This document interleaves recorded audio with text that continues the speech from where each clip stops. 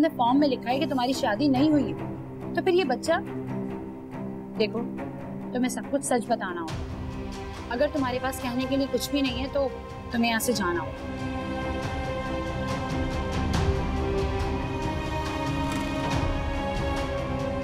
मैं इस लड़की को इंसाफ दिला कर रहूंगा, चाहे नुकसान किसी का भी हो, आपका, हॉस्पिटल का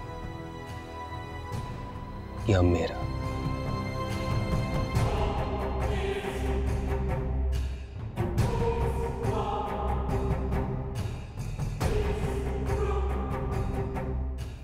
अगर मैं उसका हाथ बटाना चाहती हूँ तो उसमें हर्ज ही क्या है? कमाल है, जिनसे खुदारी की जंग लड़ रहा था उन्हें शिकस्त देकर आया हूं आज। साया भी साथ जब छोड़ जाए ऐसी है तन्हाई।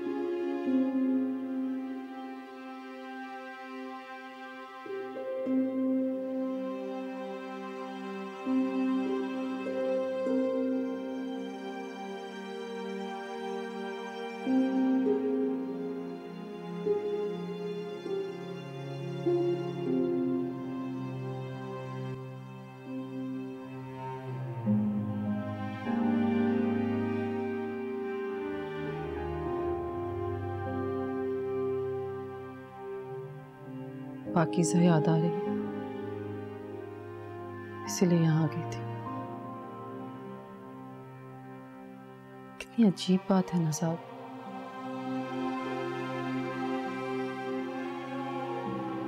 बाज लोग बरसों साथ रहकर भी रिश्ते नहीं जोड़ पाते,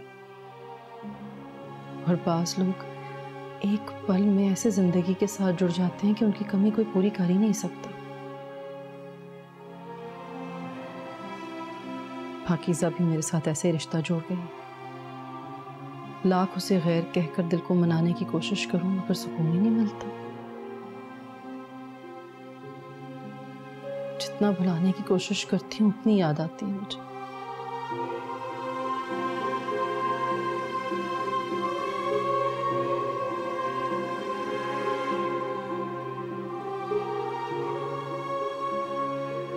इतने हैरान क्यों हो रहे हो तुम? मैं भला उसे कैसे भुला सकती हूँ जिसने मुझे याद दिलाया कि मैं कौन हूं। साथ ढूंढो पाकीज़ा को, पता नहीं कहाँ चली गई है वो।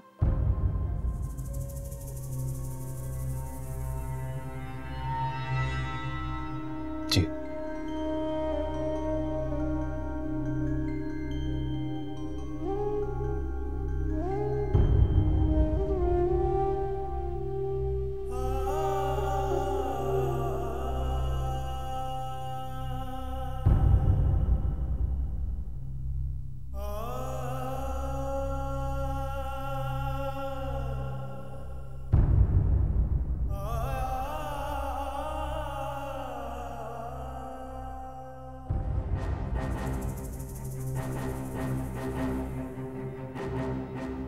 पाकीज़ा,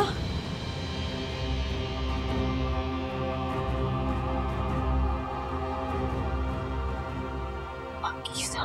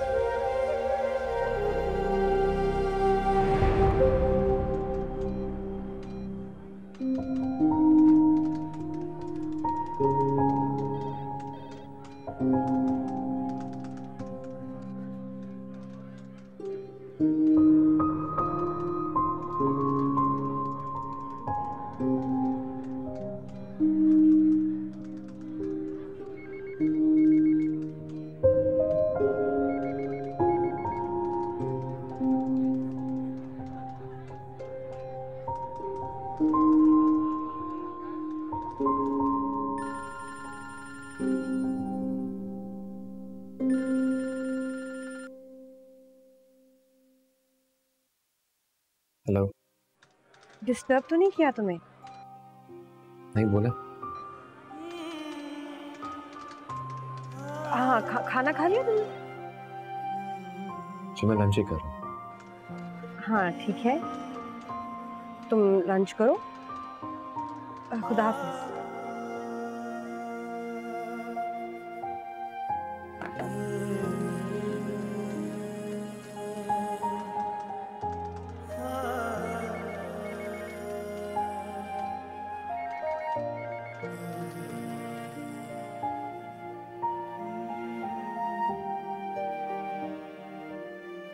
मुझे उम्मीद है कि तू भी उसे कॉल करके पूछता होगा खाना खाया या नहीं, दिन कैसा गुजरा। नहीं, नॉर्मली ऐसा ही होता है ना, तो जैसा करना चाहिए।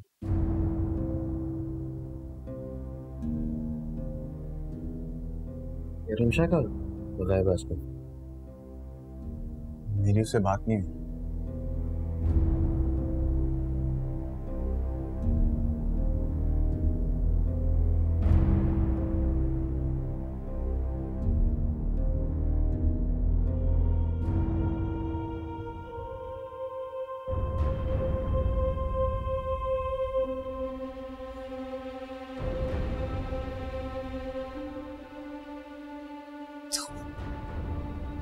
तुम जिंदा हो? मेरा मतलब है तुम्हारा ये हाल, तुम्हारे बच्चा।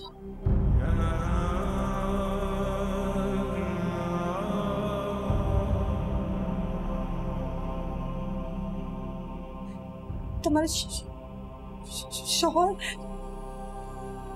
कोई नहीं है तुम्हारे साथ?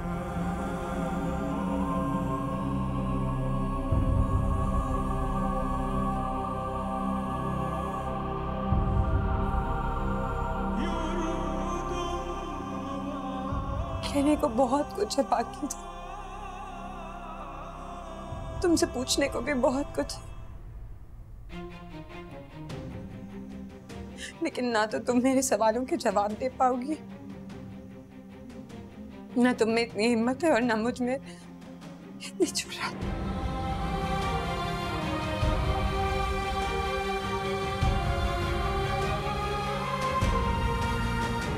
Good morning.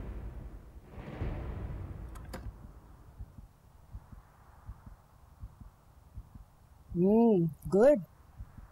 तुम्हारा बीपी तो बिल्कुल नॉर्मल है आज, और ये सिर्फ इस वजह से है कि तुमने रेस्ट किया है,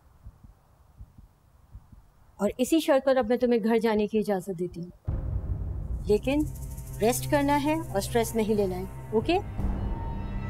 इनकी डाइट का खास ख्याल रखिएगा, थोड़ी कमजोरी है, बट शील गेट बेटर।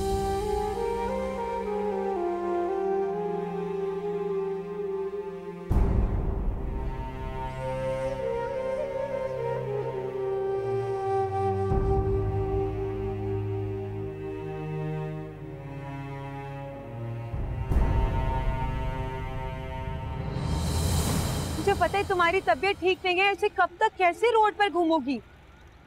तुम्हें आराम की जरूरत है। मुझे पता है तुम्हारे पास रहने के लिए कोई जगह, कोई घर नहीं है।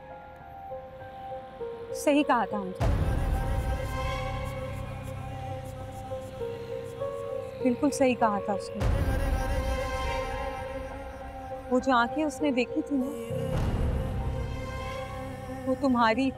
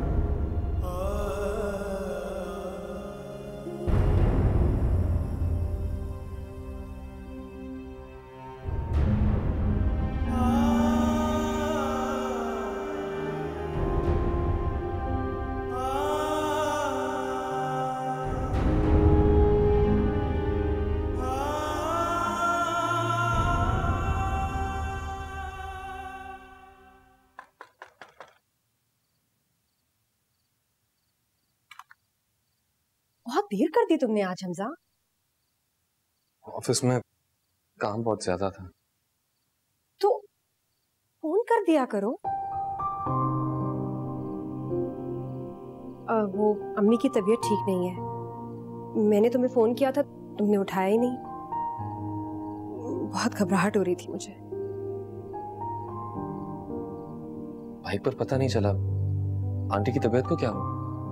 वो उनका बीपी हाई है, जाग रही हैं, जाके मिलाओ।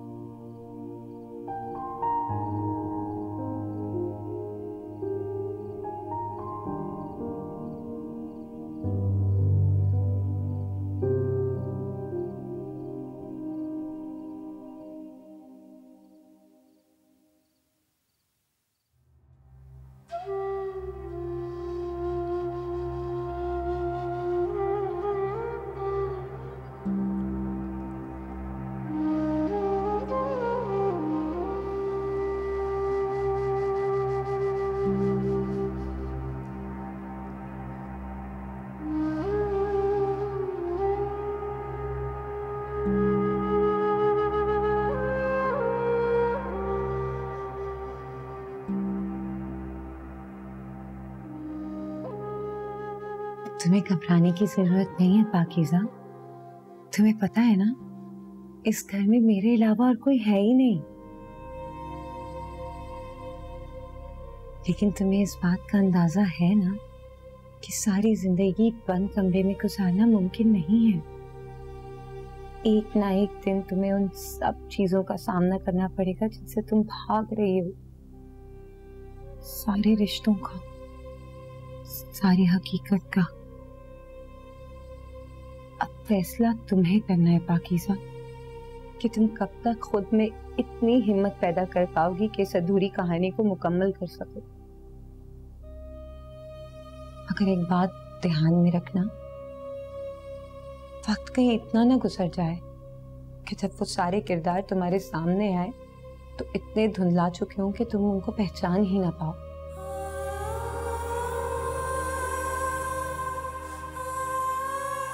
तुम मुझ पर भरोसा करके इस घर में आई हो ना, मैं पूरी कोशिश करूंगी कि तुम्हारा ये भरोसा ना टूटे।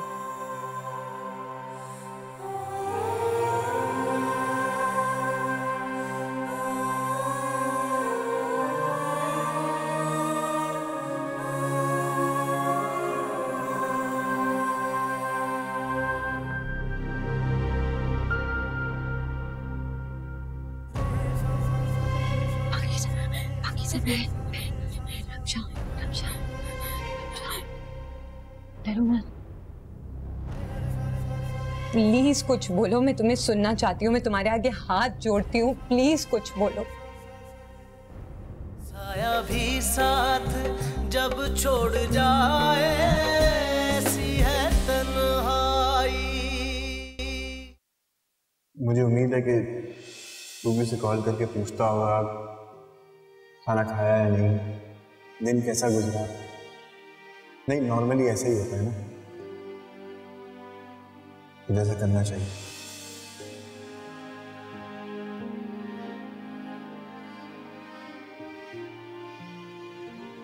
आज ऑफिस में पहला दिन कैसा रहा?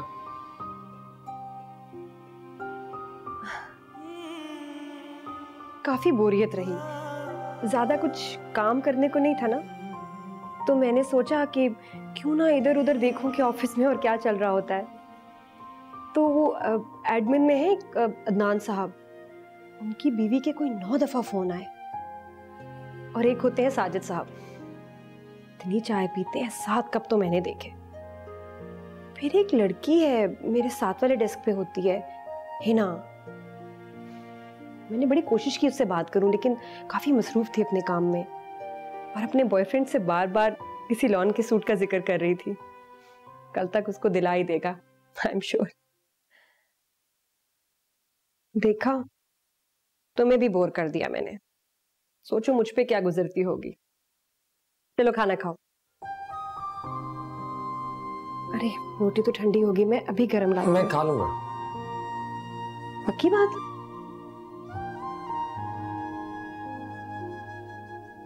फिर मैं पानी लेके आती हूँ, तुम खाओ।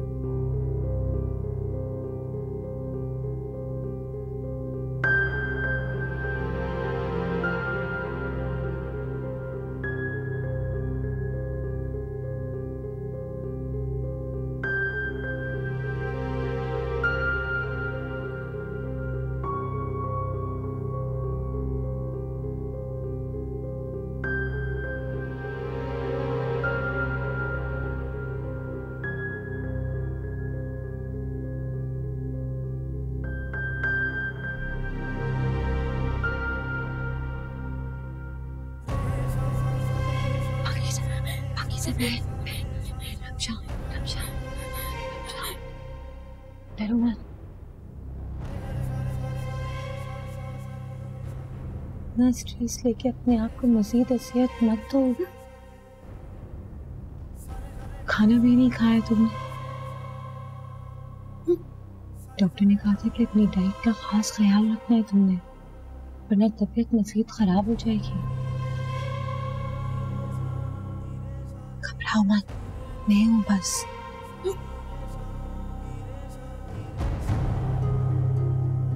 मैं नाश्ता लेकर आती हूँ तुम्हारे लिए, तुम डरना मत। घर में और कोई नहीं है मेरे सिवा।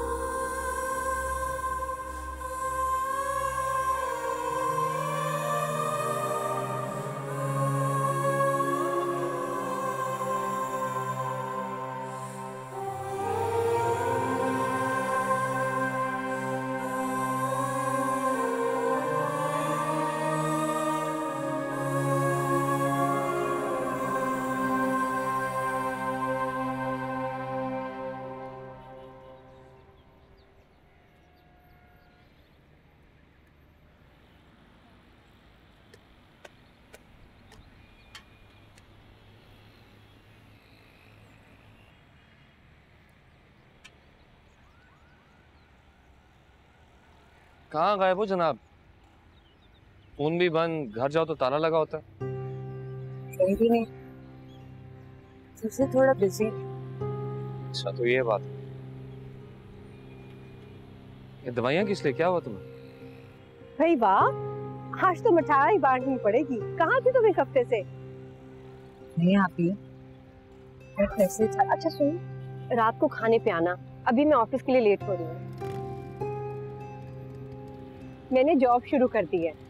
अच्छा सुनो, अम्मी की तबीयत ठीक नहीं, घर जाके उनको देख लेना। हाँ, और रात को जरूर आना। चक्कर लगाऊंगा।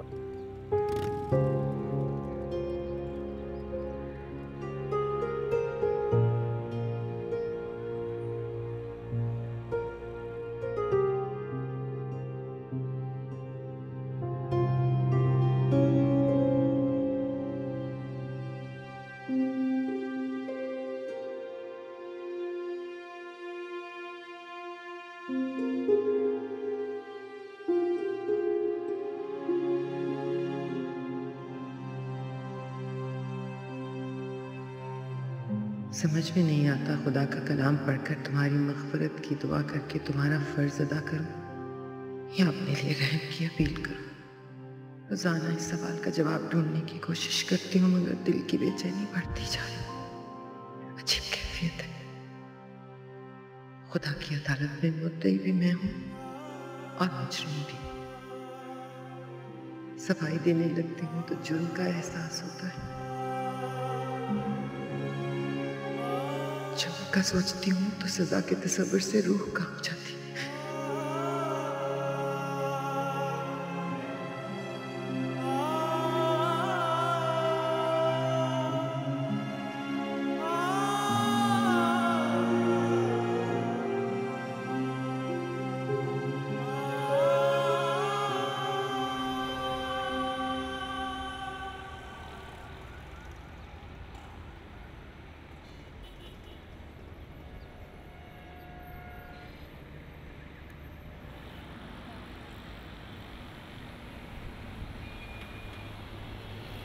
खुदा हाफिज़। ये आपका टिफिन रह गया। नहीं, ये तुम्हारे लिए।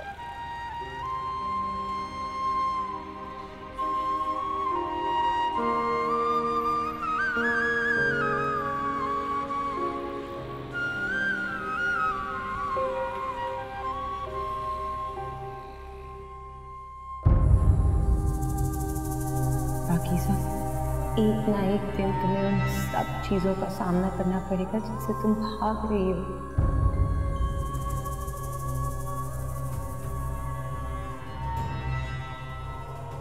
सही कहा था उनका। वो जो आंखें उसने देखी थी ना, वो तुम्हारी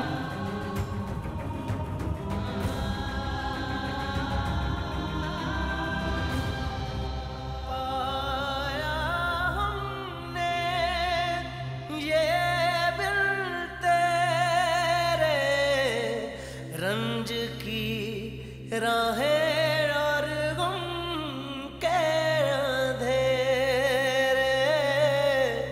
रंज की राहें और गम के अंधेरे। अरे भी ये लोग तो बिला वजह परेशान हो जाते हैं। कुछ नहीं है, ठीक हूँ मैं। कल रात जरा घबराहट महसूस हुई थी। बेहतर हूँ आप दिल पे बोझ सा तो महसूस नहीं कर रही हैं? हाँ, पर मैंने दवा ली।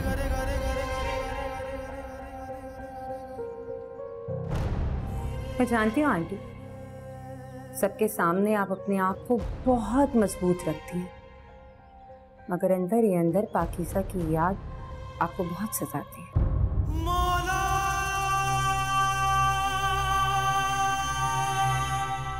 मेरी बातें आपके दिल को तसल्ली नहीं दे सकती और ना ही पाकीज़ा की कमी को पूरा कर सकते हैं। थक गई हूँ बहुत, आराम कर। आराम की तो आपको सख्त जरूरत है। चलती हूँ।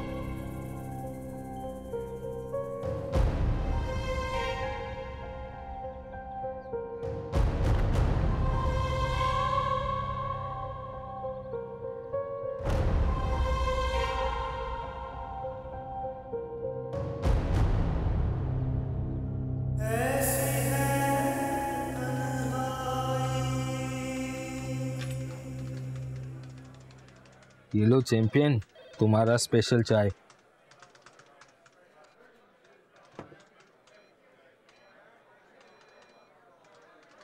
वाह अरे चैंपियन, लगता है तुमने घर का फाइट भी जीत लिया। अरे ऐसे क्या देख रहे हो, 4 महीने हो गए तुम्हें इस ऑफिस में, आज पहली बार घर से खाना आया है। हाँ, आज सामने वाले ने शिकस्त मान ली है। तुम ने किसी को नॉकआउट किया होगा, तुम फाइटर ही ऐसे है। मैं कहाँ किसी को नॉकआउट करूंगा, जिंदगी ने मुझे नॉकआउट किया। समझ नहीं आई, लेकिन अच्छा लगा। लिख के दे दो, चेप दूंगा कहीं। डायलॉग अच्छा है।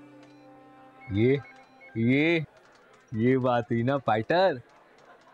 मुस्कुराते रहा करो, मुस्कुराते हुए अच्छे लगते हो। किसी का टैक्स थोड़ी है।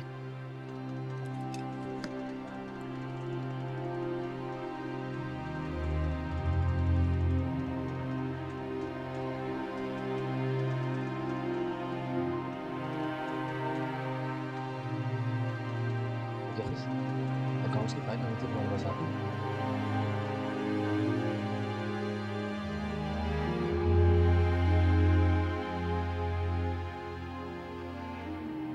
न जाने वो कहाँ होगी, किस हाल में होगी।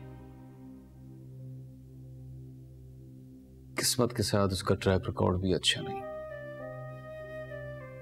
वरना थोड़ा बहुत जो उसे सुकून मिला था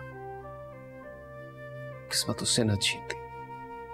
और बाहर की दुनिया तो पंजे गाड़े नजरें जमाए इस इंतजार में होती है कि कोई शिकार मिले और वो उसको चीर फाड़ दे। लेकिन अभी इस बार वो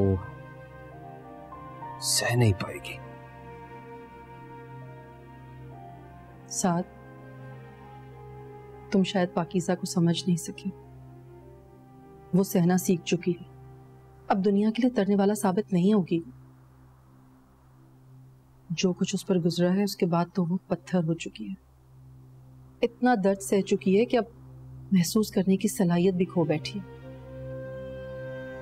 उसके आसाब शल हो चुके हैं। अब तो कोई बड़ी से बड़ी चोट भी उसे तकलीफ नहीं दे सकती। सिवाय इसके कि उसकी जात से किसी को तकलीफ पहुंचे। उसे अपनी जीत की ख्वाहिश नहीं थी, वो तो सिर्फ तुम्हारी हार से डर गई थी।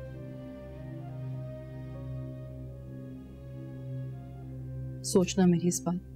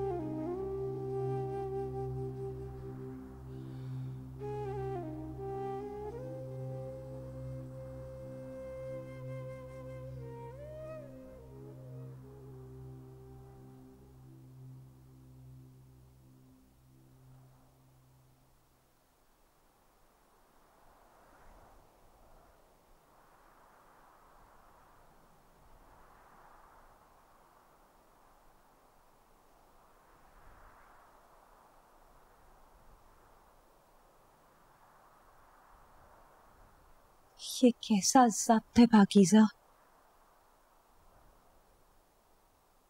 ऐसा लगता है जैसे मेरे सामने कोई पत्थर का मुजस्मा बैठा है जो सिर्फ सांस लेता हो। ऐसा कैसे हो सकता है? ये कैसे मुमकिन है कि कोई इंसान भूख, प्यास, खुशी, गम इस सबसे आदी हो जाए? और एक पल के लिए अगर मैं ये बात मान भी लूं कि तुमने अपने आप को इस किस्म के हर जज्बे से आजाद कर दिया है, तो मैं ये कैसे मानूं कि मेरे सामने एक ऐसी माँ बैठी है जिसने अभी अभी अपने वजूद के सबसे कीमती हिस्से को खोया है, अपनी औलाद को खोया है। अगर एक आंसू तक ना बहा है।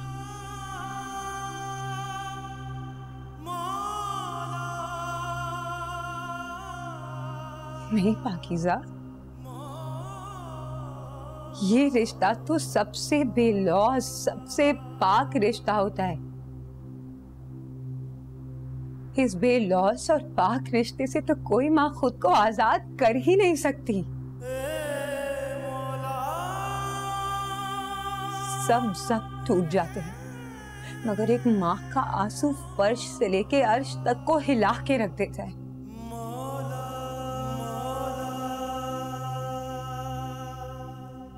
प्लीज पाकीज़ा, प्लीज कुछ बोलो, मैं तुम्हें सुनना चाहती हूँ। मैं तुम्हारे आगे हाथ जोड़ती हूँ, प्लीज कुछ बोलो।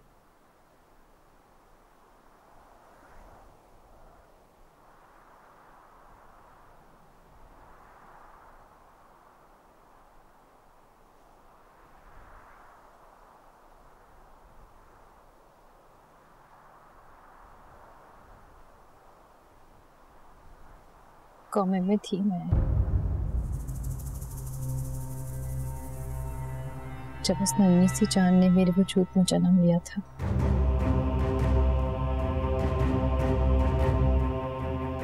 मेरा बेहिस वजूद हैवानियत का शिकार हुआ था।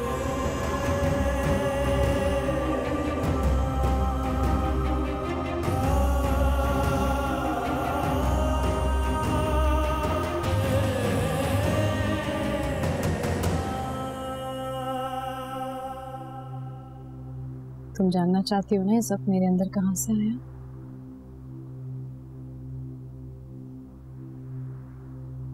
तो ये सब मुझे उस ज़ात ने दिया है जो हर चीज पे कादिर है, जो जिंदगी और मौत का मालिक है।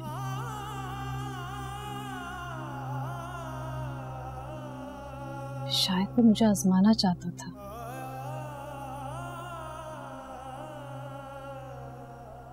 कि मैं एक माँ होने की हैसियत से क्या फैसला करती हूँ।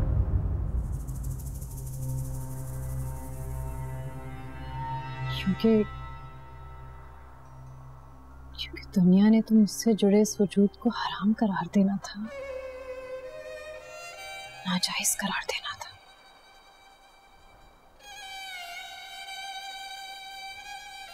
मेरे पास किसी सवाल का जवाब नहीं था।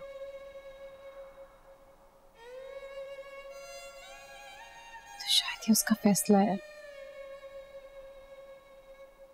उसी साथ का फैसला है।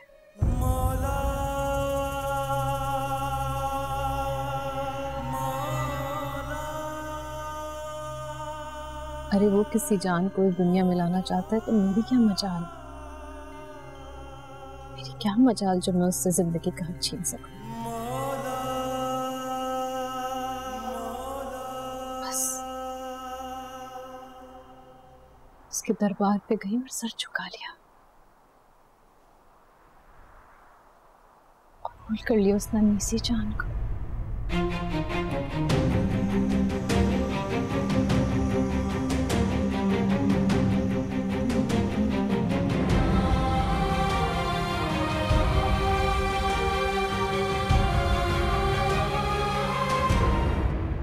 फिर कहते हैं ना कि जहां पे हमारी सोच खत्म होती है वहां से उसकी कुदरत शुरू होती है।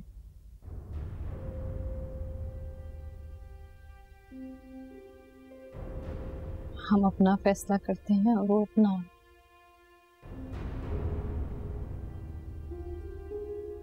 तो किस बात में आंसू बहाऊं? अब ना किसी को हराम और नाजायज कहा जाएगा, ना कोई मुझसे सवाल होगा, और ना ही माँ का लफ्ज मेरे लिए गाली बनेगा। अब मुझे लगता है मैं आजमाइश पे पूरी उतर गई हूँ, उसने तो मेरी मुश्किल आसान कर दी है। मैं किस बात पे आंसू बहाऊं?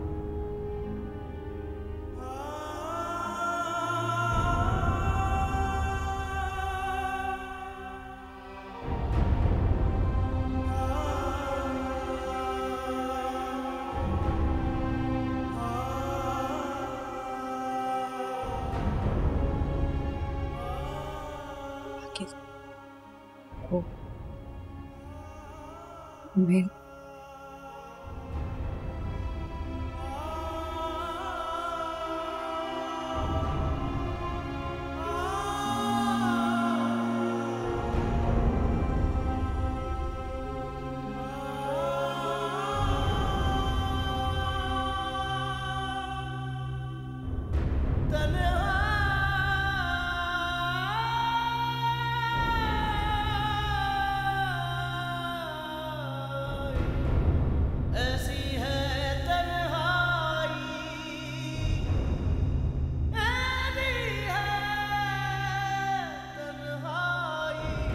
तुम कुछ नहीं बोलोगी ना, मत बोलो, लेकिन मेरे पास तुम्हें बताने के लिए कुछ है।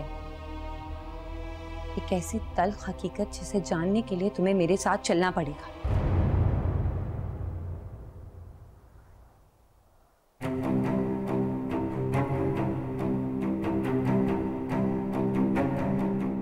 साया भी साथ जब छोड़ जाए ऐसी है तन्हाई।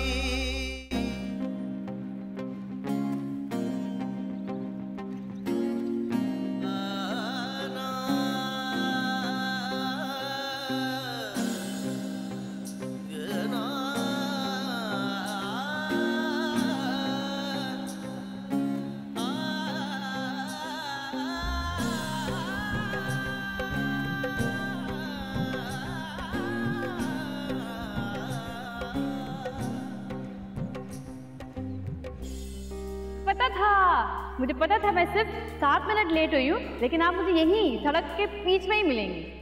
तुम्हें पता है ये 7 मिनट मुझ पे कितने भारी थे? पता है कुछ? पहला दिन है तुम्हारा कॉलेज का, रस्तों से तुम अनजान हो, कहीं खो जाती तो? कैसे खो जाती? मुझे पता है अगर मैं खोती तो ऐसे बीच सड़क पे खड़ी होती बोलती अम्मी अम्मी अम्मी, और आप फौरन आती हैं मुझे गले लगाओगे।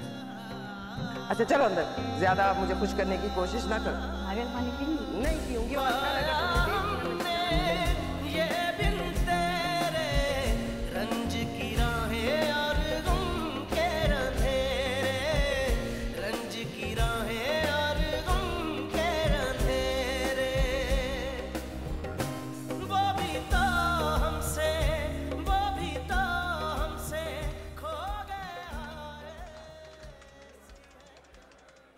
एक्सक्यूज मी जी मुझे हमजा अहमद से मिलना है। जी मैडम, अभी तो लंच ब्रेक है, मेरे ख्याल में वो कैफेटेरिया में होंगे। क्या आप मुझे बता सकते हैं कि कैफेटेरिया किस तरफ है? जी ये ऊपर जाके राइट पे।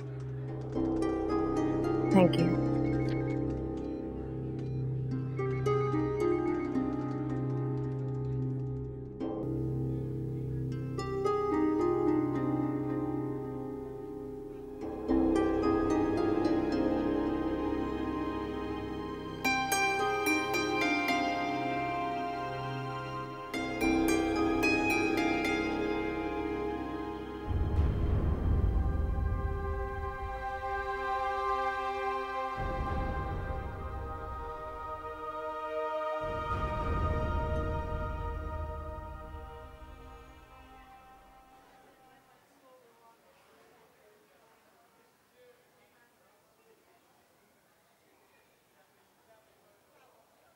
एक माँ से उसका बेटा तो छीन चुके हो,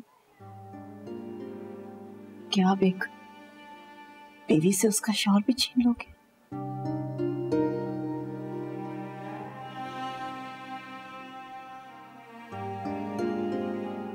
तुम्हारे बाप को तुम्हारी खुददारी पे नाज होगा, लेकिन मैं तुम्हारे इस फरेब में नहीं आऊंगी, क्योंकि मुझे जिद और खुददारी में फर्क करना आता है।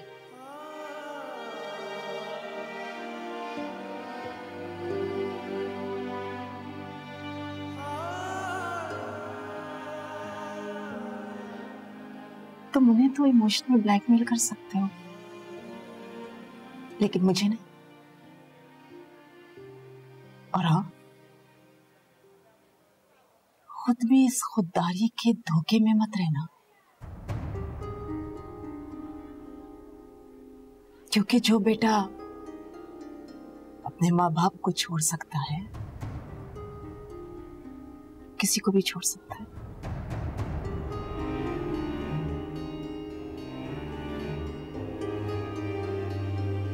धोखे में मैं नहीं आ पाई,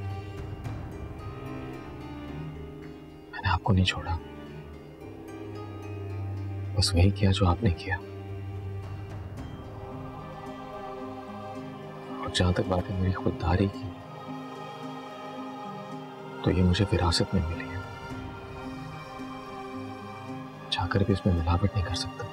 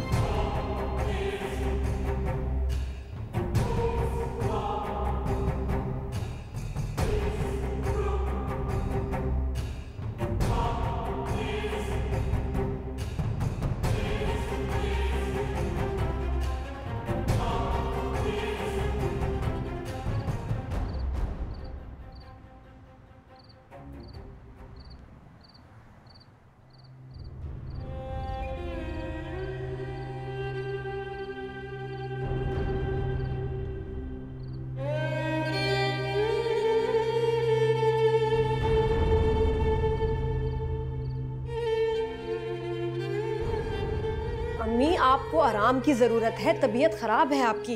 कहाँ गई थी? पाकीज़ा की कब्र पे गई थी, घर गई थी।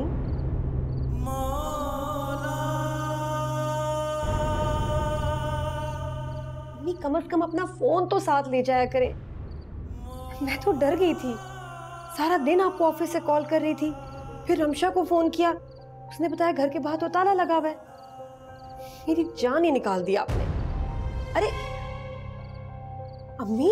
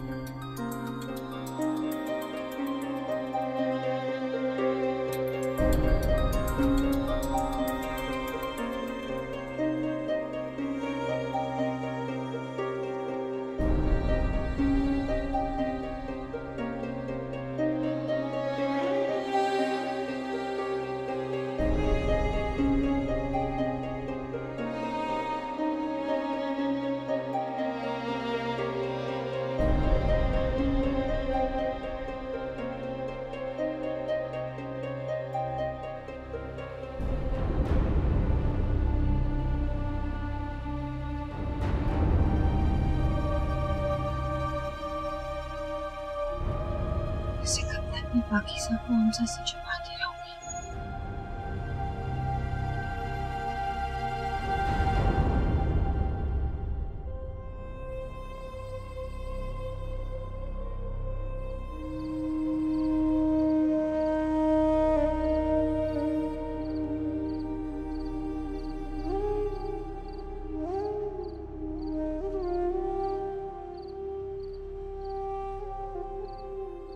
हमजा, तुम अभी तक सोए नहीं?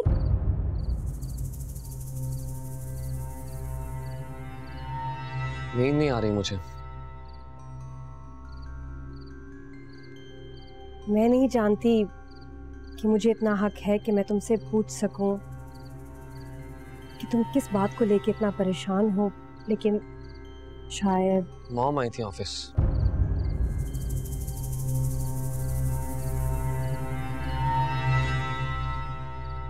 मुझे बताने के लिए कि उनका बेटा उनसे दूर करने के बाद अब उनका शौहर उनसे दूर करने की कोशिश ना करो। तो तुम उनसे मिलके उनकी ये गलतफहमी दूर कर दो।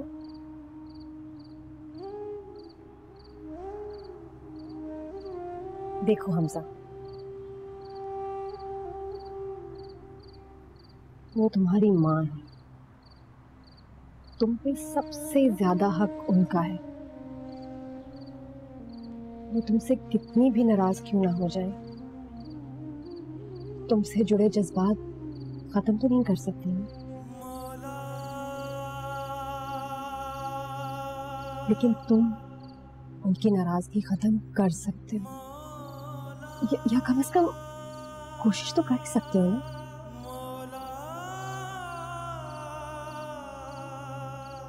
जानती हैं उन्होंने खुद ठीक किया उन्होंने। उनकी जगह कोई भी होता तो शायद यही करता। घर से निकाला है, दिल से तो नहीं। और उन्होंने कहा तो तुमने घर छोड़ दिया इतनी आसानी से। ये तुम्हारी गलती थी हमजा, तुम्हें उनको मनाना चाहिए। जाओ मनाओ। और शायद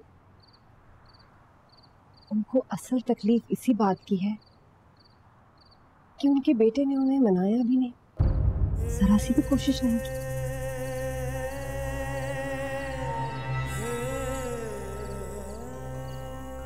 चलो कल सोचना क्या करना है, अभी सो जाओ। इसलिए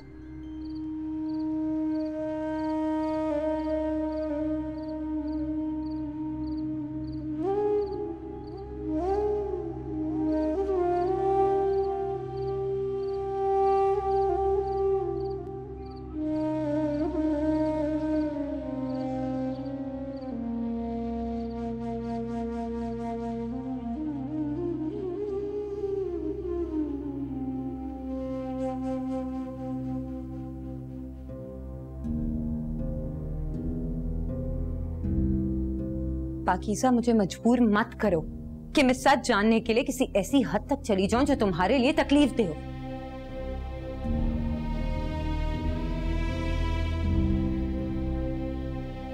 क्यों बुद्ध बने रहने से कुछ नहीं होगा। ठीक है, तुम कुछ नहीं बोलोगी ना, मत बोलो। लेकिन मेरे पास तुम्हें बताने के लिए कुछ है। एक ऐसी तल्ख हकीकत जिसे जानने के लिए तुम्हें मेरे साथ चलना पड़ेगा।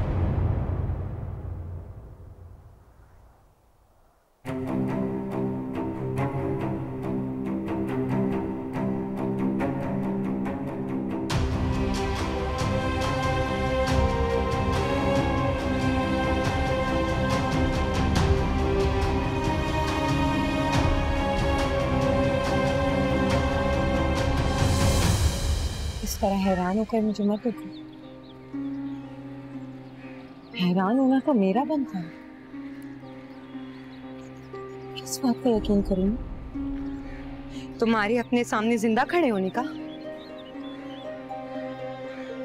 या फिर इसका? मनोमट्टी तले दबे इस झूठ का जो तुम्हारी कब्र की सूरत में मेरी आंखों के सामने है। तुम्हारी कब्र है पाकीज़ा, फर्क सिर्फ इतना है कि इसके नीचे तुम नहीं हो, इसके नीचे तुम दफन नहीं हो, बल्कि वो सच दफन है जो सिर्फ और सिर्फ तुम तो तुम्हारी माँ जानते हैं।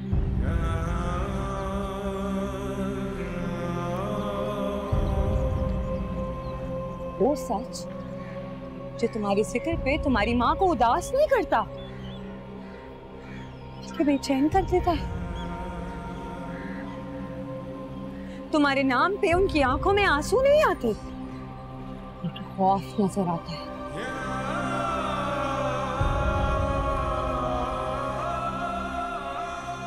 तुम्हें मुझ पर भरोसा है ना? भरोसा है ना तुम्हें मुझ पर?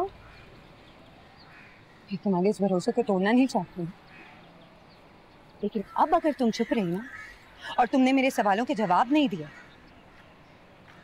तो उन सवालों का जवाब मैं तुम्हारी माँ से लूंगी।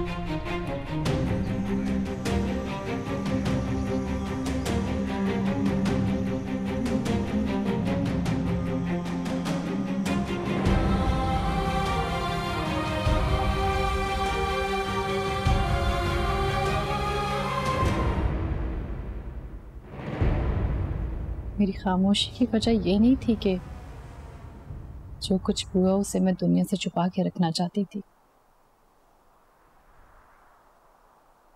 बल्कि वजह ये थी कि पलट कर मासी में देखना मुझे कमजोर करता है रमशा।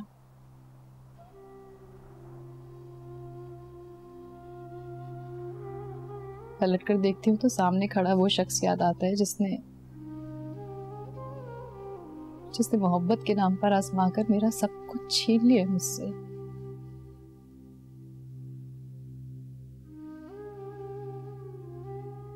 वहां से मुड़ के देखती हूँ तो सामने खड़ी वो माँ नजर आती है जिसने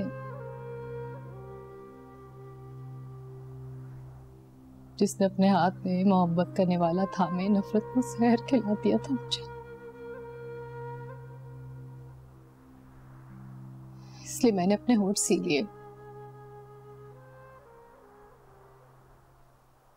अपनी याददाश्त मिटाने की कोशिश की। ये सोच लिया था कि ना पीछे कोई रिश्ता है, ना आगे किसी रिश्ते की गुंजाइश है।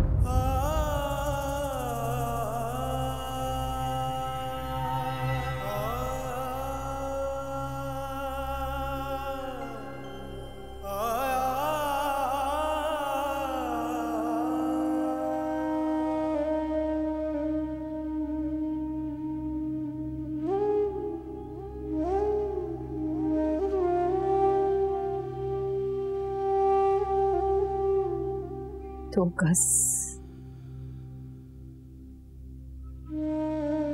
जमीन तले तब जाने को दुनिया कब्र कहती है रमशा।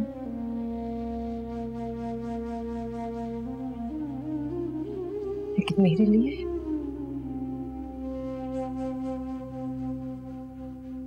लिए तो ये दुनिया ही कब्र बन गई है।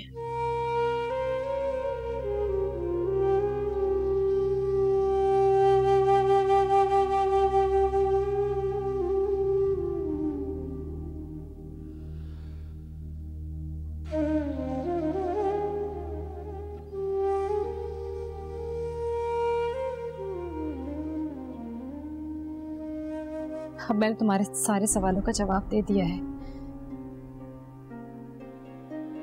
अब तुम्हें भी मेरे एक सवाल का जवाब देना होगा।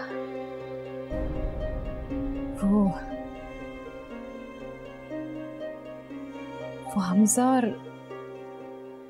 और आप ही साथ क्यों थे?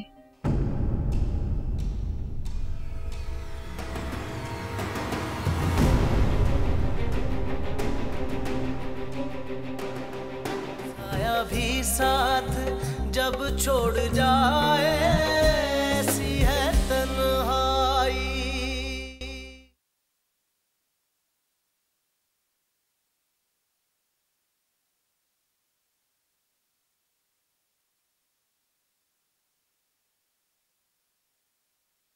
रहा कर देंगे आज उसे। हाँ तो और कर भी क्या सकते हैं। पाकीज़ा के जाने के बाद तो ये केस कमजोर हो ही चुका है, और कमजोरियां तो होती फायदा उठाने के लिए। अभी आप जानती हैं कि मैं ऐसा नहीं चाहता। बस कर दो साथ, सफाई मत दो, मान टूट जाएगा मेरा। बल्कि शायद टूट ही चुका है तुम इस कदर कमजोर देखकर। जो लोग ये सोचकर सच का साथ नहीं देते ना कि वो सच साबित नहीं कर सकते, वो भी बहुत कमजोर होते। मैं तुम्हें रोकने नहीं आई, तुम ले लो केस वापस, हो जाने दो उस दरिंदे को रिहा, ताकि मैं केस कर सकूं। सच की आवाज को दबाया जरूर जा सकता है मगर रोका नहीं जा सकता।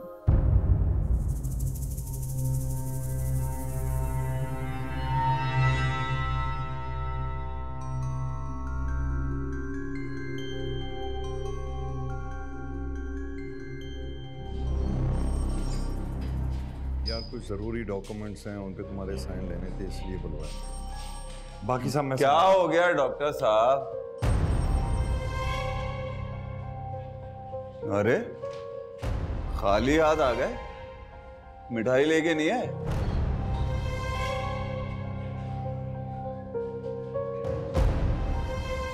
भाई देख क्या रहे हैं मुझे मेरे रिहा होने की खुशी में?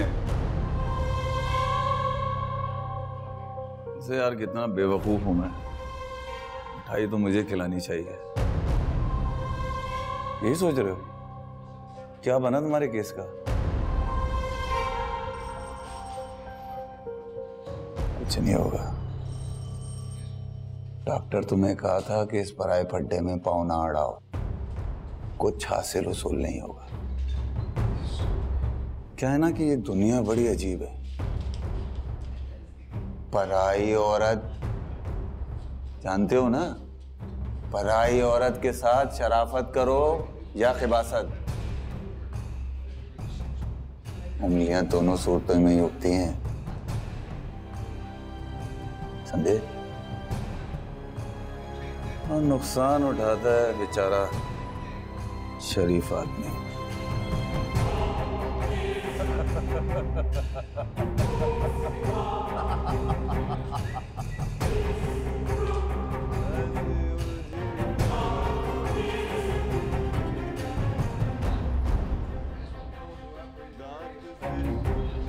अबे तुम लोग क्या गाना सुनने के लिए बैठे हो?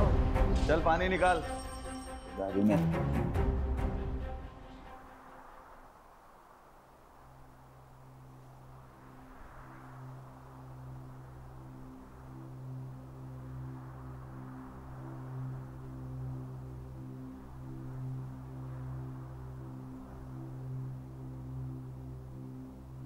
जिंदगी जब इतनी मुश्किल हो जाए कि बर्दाश्त से बाहर हो तो फिर देने के लिए एक ही चीज रह जाती है, मौत। एक बात मेरा जहन कबूल नहीं कर पा रहा कि एक माँ अपनी बेटी को यूं मरता हुआ छोड़ के कैसे जा सकती है।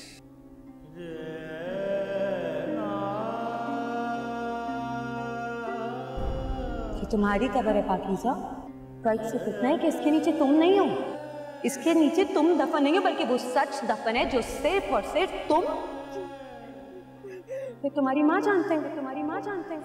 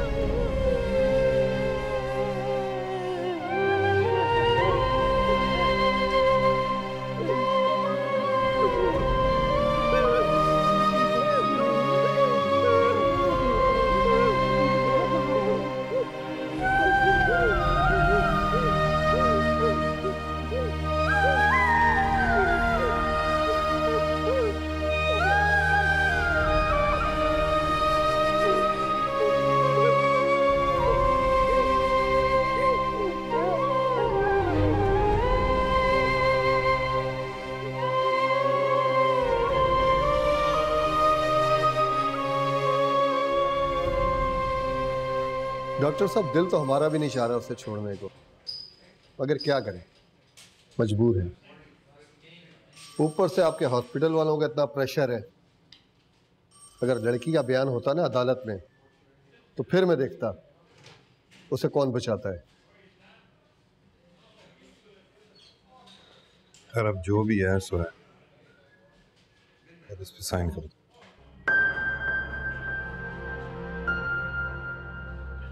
मैं कमजोर हूं हॉस्पिटल के प्रेशर के आगे, आप कमजोर हैं अदालत में। पाकीज़ा का बयान नहीं हुआ, इसलिए हमारे सबूत कमजोर। लेकिन एक चीज बहुत मजबूत है, वो है सच। और यही वो सच है जो हमें जीत दिलाएगा। कोर्ट में मुलाकात।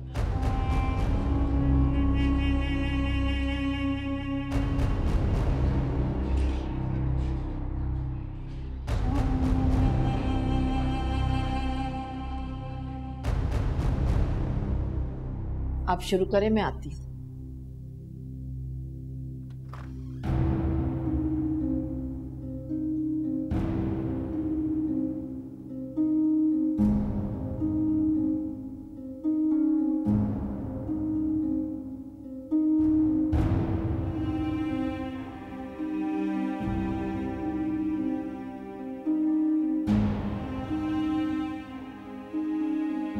मुझे देखकर आप दोनों को बहुत हैरानगी हो रही होगी।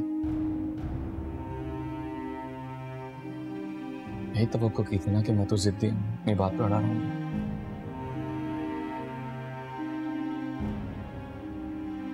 मेरा इरादा भी यही था। मुझे लगा आप लोगों ने मेरे साथ बहुत गलत किया और आप लोगों को मैं गलत लगा।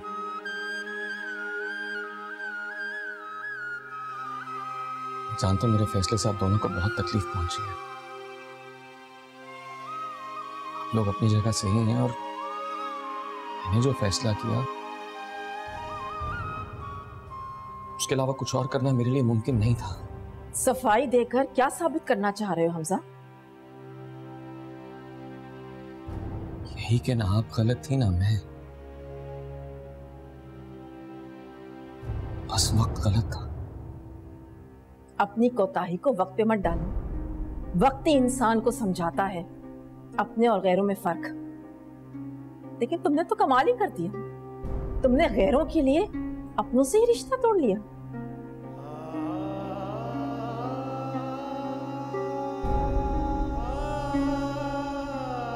गैर थी है नहीं, मेरी बीवी है वो। और कमाल है कि यहाँ आने की हिम्मत भी उसी ने दी, क्योंकि वो आपको गैर नहीं समझता। हो सके तो रिश्तों को गलत और सही की कसौटी से अलग करके देखने की कोशिश करें।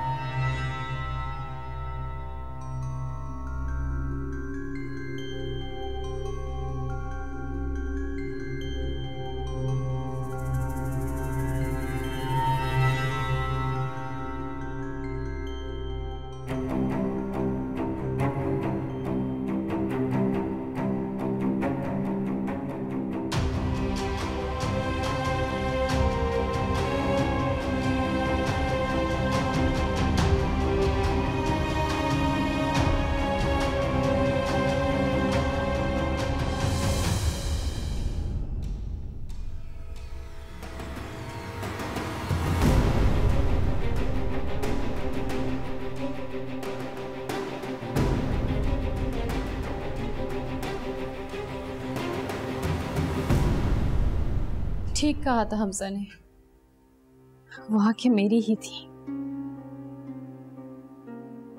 देखो, अब मैंने तुम्हारे सारे सवालों का जवाब दे दिया है। अब तुम्हें भी मेरे एक सवाल का जवाब देना होगा।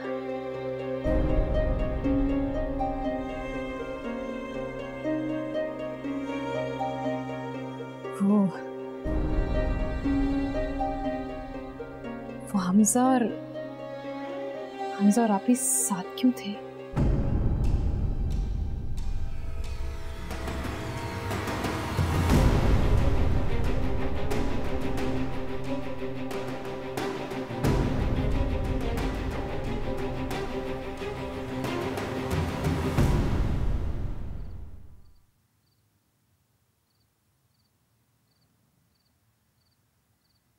मुझे खुशी है तुमने मेरी बात को अहमियत दी। क्या कह रही थी आंटी?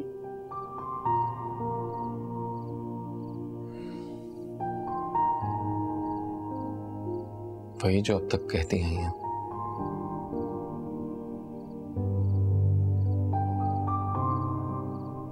आपके कहने से मैं एक दफा चला गया, दोबारा जाने के लिए प्लीज मत कहिएगा। क्यों ना कहूं? माँ बाप से कैसी अना हमजा? उनको मनाने के लिए अगर 100 बार भी डांट खानी पड़े ना, तब भी कम है। ये तो तुम भी नहीं चाहोगे कि वो आके तुमसे माफी मांगे। जाना तो तुम्हें ही होगा, तब तक जब तक वो मान ना जाए। और ऐसा होगा हमजा, मुझे यकीन है, क्योंकि मैंने तुम्हें रिश्ते बनाते और निभाते देखा है।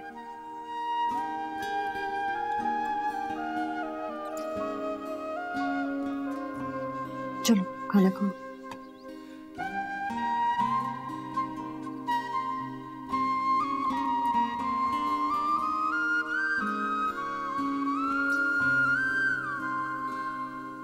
मैं कुछ पूछ रही हूँ रमशा।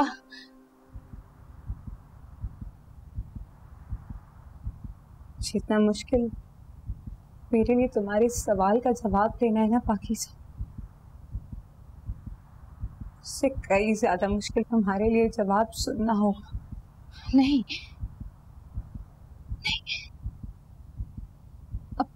अब मेरे लिए कोई भी चीज तकलीफदेह नहीं है। ये तुम्हारा गुमान भी हो सकता है, तो तोड़ दो इस गुमान को। मैं इसके लिए भी तैयार हूं।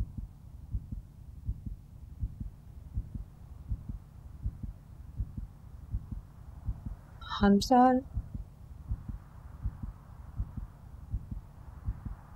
और आप ही साथ इसलिए थे पाकीज़ा क्योंकि वो दोनों साथ हैं।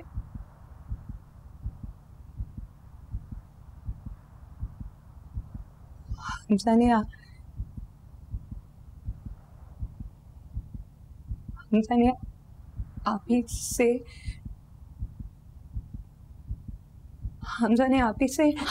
ही से क्या शादी कर ली है।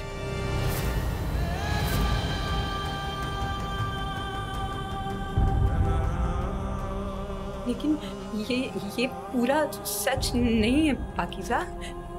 उसके लिए तो ये शादी एक सजा है। ये सजा उसको तुम्हारी माँ ने दी है, और ये सजा उसने सिर्फ और सिर्फ तुम्हारे लिए कबूल की है। तुम्हारी मौत, भाभी का निकाह टूट जाना, इस सब का कफ्फारा अदा किया है उसने। जिस तरह तुमने अपना सब कुछ खो दिया, उस तरह हमजा ने भी,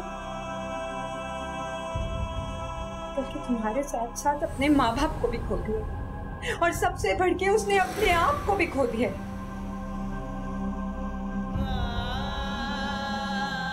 जिस तरह इस वाकये ने तुम्हें जिंदा दरगोर कर दिया है ना पाकीज़ा, उस तरह हमजा को भी जिंदा लाश बना दिया, और बस।